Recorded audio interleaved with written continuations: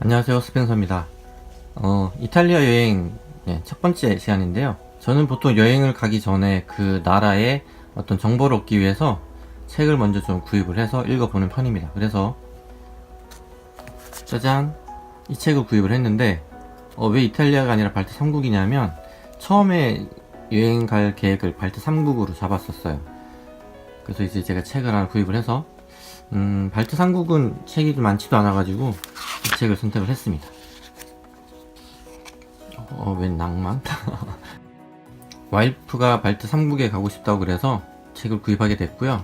발트 3국은 에스토니아, 라트비아, 리투아니아 이렇게 세 곳을 말한다고 합니다.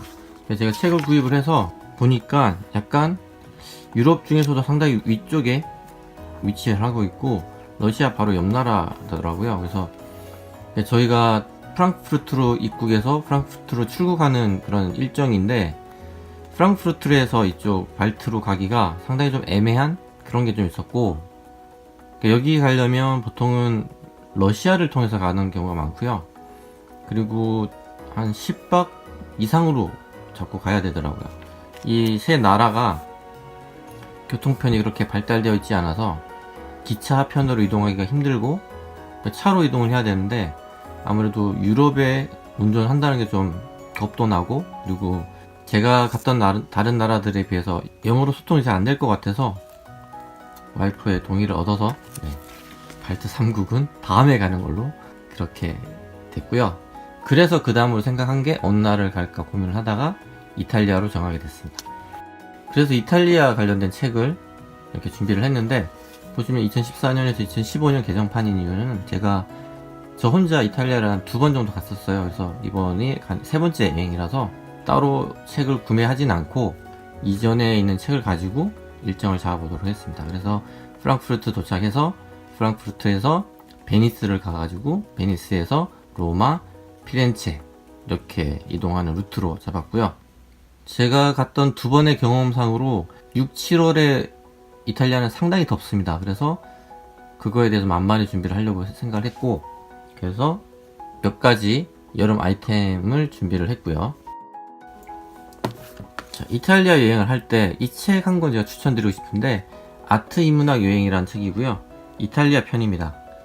이게 시리즈로 되어 있는데 제가 작년에 파리 갔을 때 이 같은 시리즈인 파리 책이 상당히 도움이 많이 돼서 이탈리아 관련된 책을 구매를 해서 읽어봤어요.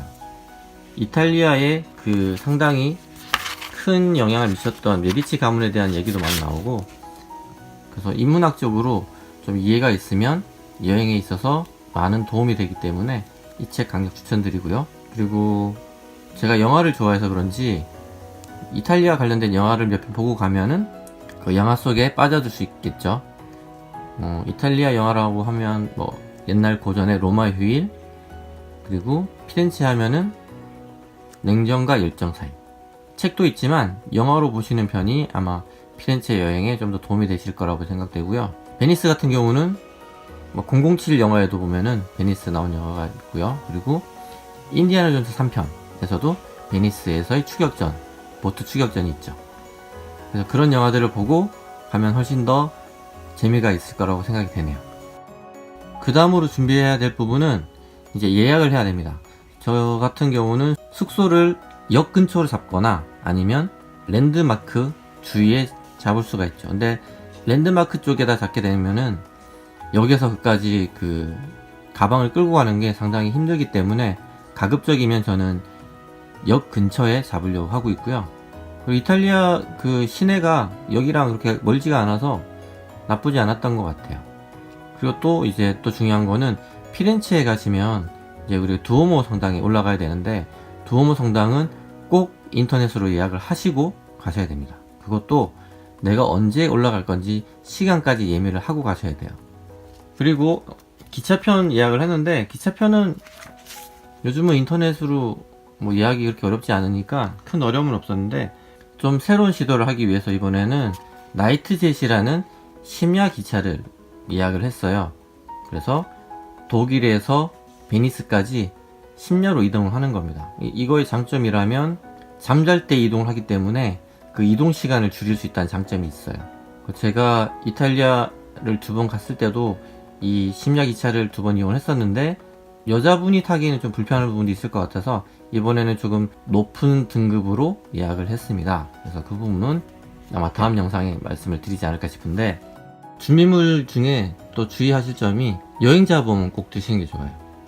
인터넷 찾아보면은 저렴하게 여행자 보험을 드는 게 있으니까 그걸 드셔도 되고, 그 환전할 때 여행자 보험을 들어주는 그런 서비스도 있습니다.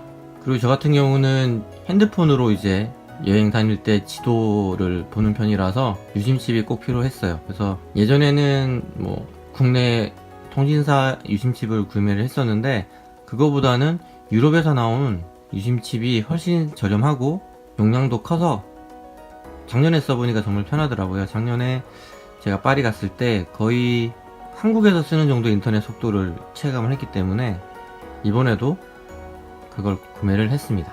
약간 비싸기는 한데 답답한 걸 못 참는 제 성격상 상당히 도움이 많이 됐습니다. 그렇게 준비를 하고 본격적으로 이탈리아 여행을 가보도록 하겠습니다. 다음 편부터 이탈리아 여행을 안내해 드리도록 할게요. 감사합니다.